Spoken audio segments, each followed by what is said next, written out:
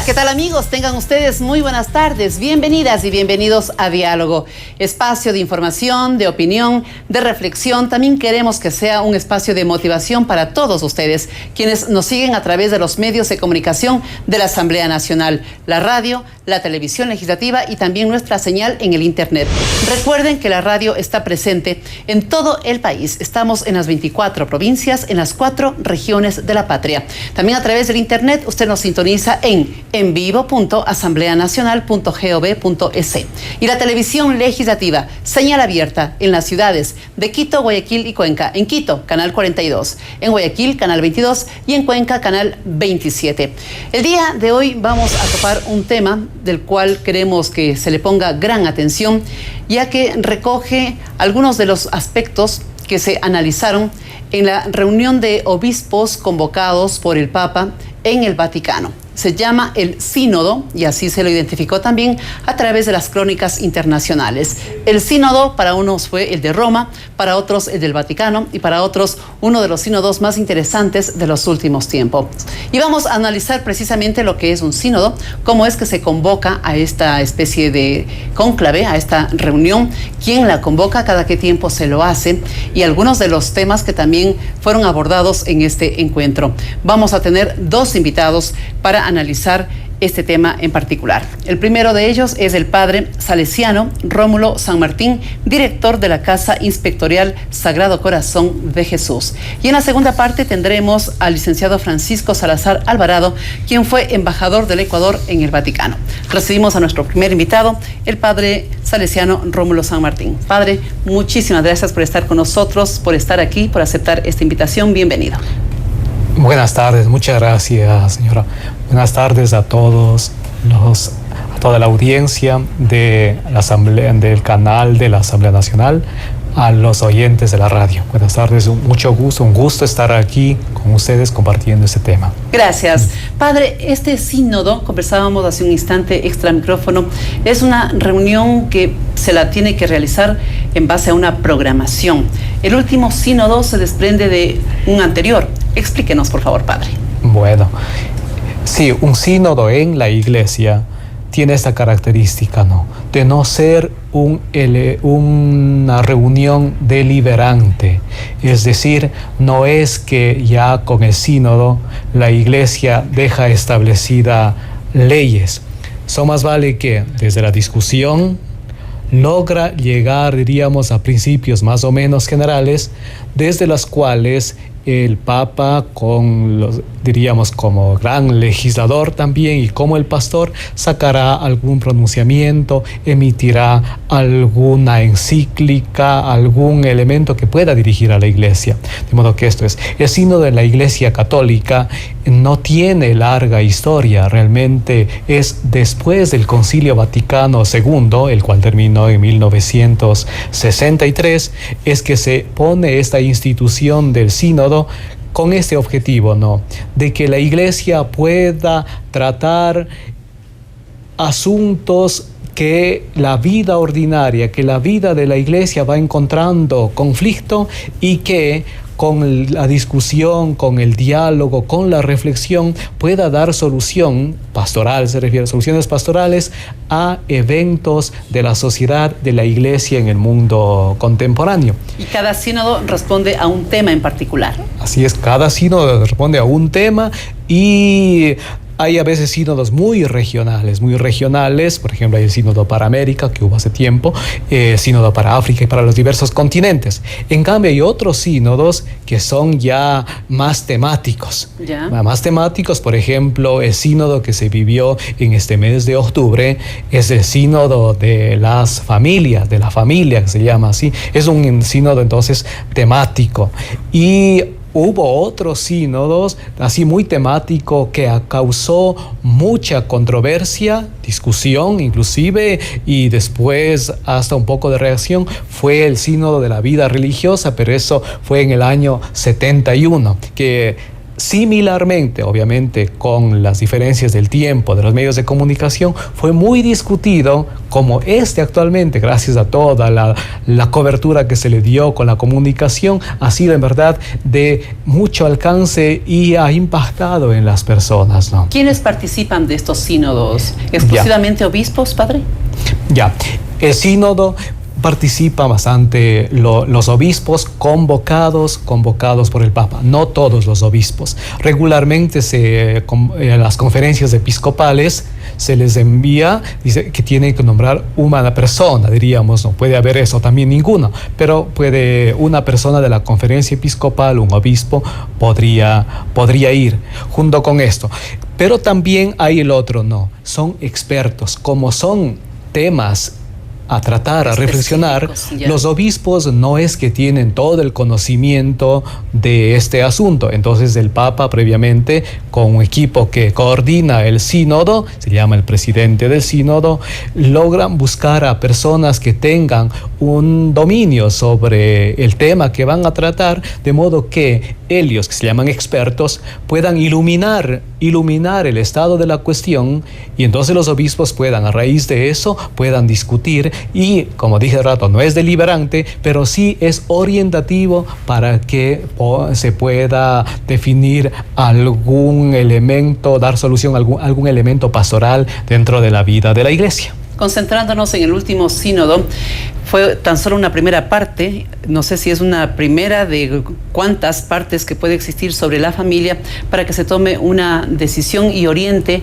la actividad evangélica por parte de la Iglesia en esa materia, como es el de la familia. Sí, en efecto, este sínodo de la familia está dividido en dos grandes partes, ¿no? El primero, que es el que acabamos de vivir en el mes de octubre, el cual tuvo ya, como nunca en la Iglesia, tuvo una preparación con un instrumento de trabajo, el cual no fue elaborado, ya diríamos, desde unas instancias preconcebidas, sino que fue elaborado ese instrumento de trabajo con un paquete de preguntas que el Papa envió a cada conferencia episcopal, y después de cada conferencia episcopal a cada diócesis, en el que se preguntaba sobre el estado de los matrimonios, de la familia que está viviéndose en ese sector de la Iglesia, diríamos en la diócesis o en la parroquia.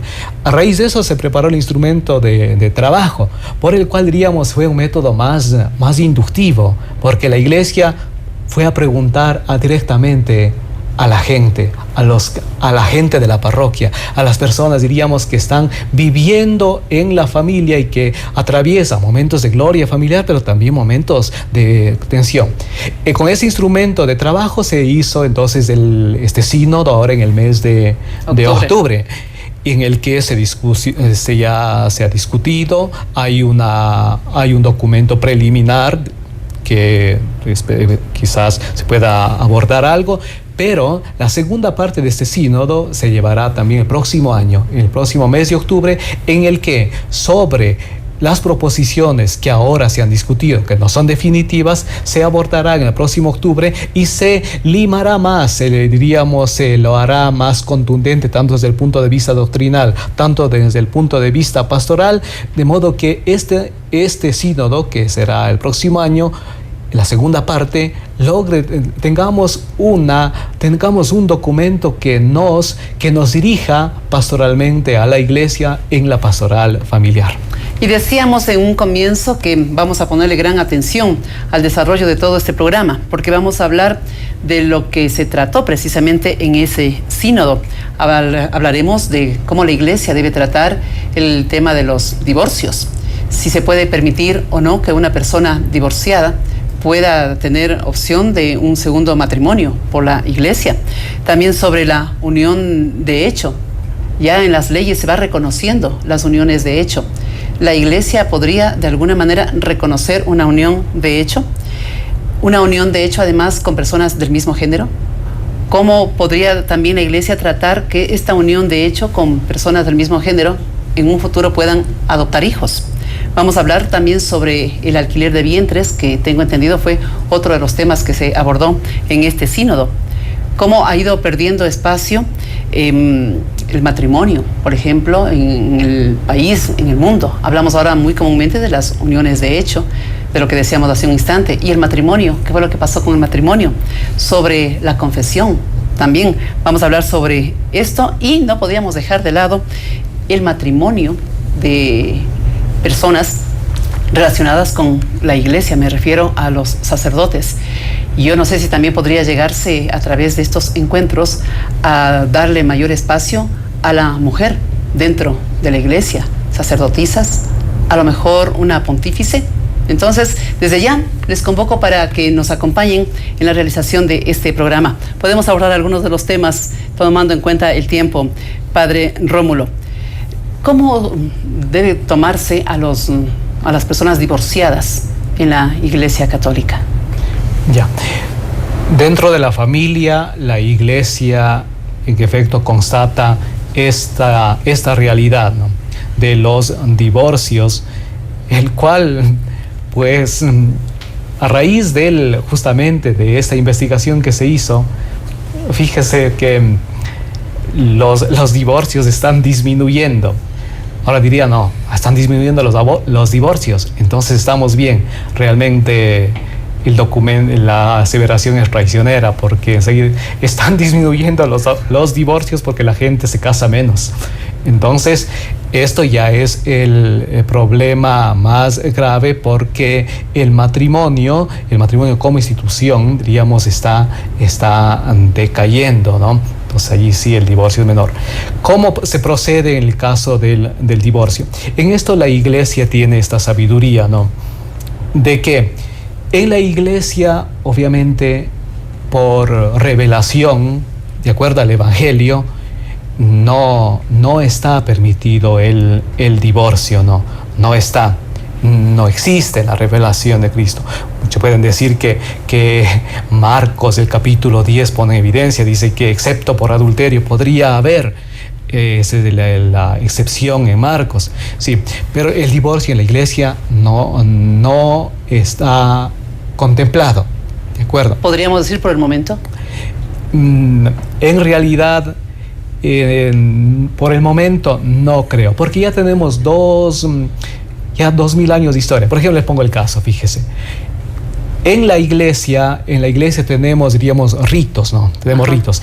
Nosotros somos en Occidente de rito latino, que llama la Iglesia Romana, de Occidente es de rito latino. En cambio, en la Iglesia de Oriente, son ortodoxos, tienen un rito propio, que muchos de la parte oriental no conocen la primacía del Papa. Entonces son iglesias que se llama autocéfalas, en el sentido que el mismo obispo de cada diócesis es el Papa de esa zona, por tanto, de esa jurisdicción. Él tiene jurisdicción sobre todos los fieles, diríamos, de la iglesia de Moscú o de Ucrania, lo que fuera, ¿de acuerdo? Yeah. Entonces, una vez que tienen ellos esta jurisdicción, estos obispos, allí ellos, en vista de que la iglesia de Oriente nació muy vinculada al Estado, porque el Occidente, de cierto modo, tenemos una definición bastante clara en torno a la relación iglesia-estado, es de separación. Por eso es que los estados son hasta laicos.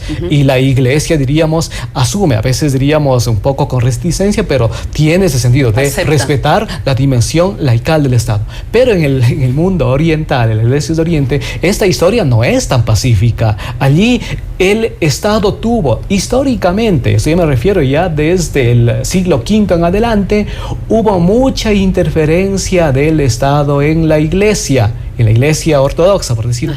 Entonces, llegó un rato en el que el Estado, desde el siglo IX, le encomendó a la iglesia ortodoxa todos los matrimonios. Entonces la iglesia tenía dominio total sobre todos los matrimonios de la iglesia oriental, la cual hasta ahora se mantiene. Por ejemplo, en la iglesia greca aún se mantiene, ciertamente con ya características diversas. Pero en estas iglesias, fíjese, la iglesia dice no al divorcio, pero el Estado dice, contempla sí el divorcio. ¿Qué ha hecho la iglesia? como estaba, diríamos, dependía bastante del Estado, tuvo que incluir en su legislación este elemento del divorcio. Entonces tuvo que hacer una serie de disquisiciones para justificar el divorcio, y parecía que el divorcio estuviese contemplado desde el canon, desde la legislación de la Iglesia. Y entonces decía que puede divorciarse y volverse a casar. Y en efecto, se mantiene esa dimensión de que pueden volverse a casar, pero este elemento es el que se traslada ahora a la Iglesia latina, ¿no? En el que decimos, tenemos muchos divorciados, y ahora entonces, los divorciados de acá de Occidente, ¿podrían imitar a los de la Iglesia ortodoxa, oriental, que ellos sí permiten el divorcio y pueden volver a hacer segundas nupcias o hasta terceras nupcias, porque ya no hay cuartas nupcias en esta iglesia? Entonces se da cuenta que es un elemento que no está contemplado en el magisterio y en la revelación, pero por motivo, diríamos, más vale políticos, tuvo que la Iglesia poner. Acá en el Occidente no tenemos este elemento. Fíjense ustedes cómo tan solo un tema puede motivar un amplio y muy extendido debate para poder llegar a una conclusión. Aquí tan solo lo que estamos haciendo es dando unas breves pinceladas y provocando reflexión sobre la existencia de esta familia moderna en todo el planeta, y no se diga en el área occidental, como lo determina el padre Rómulo. Una breve pausa, importantes mensajes para ustedes, y luego volveremos con nuestro primer invitado, el padre salesiano Rómulo San Martín.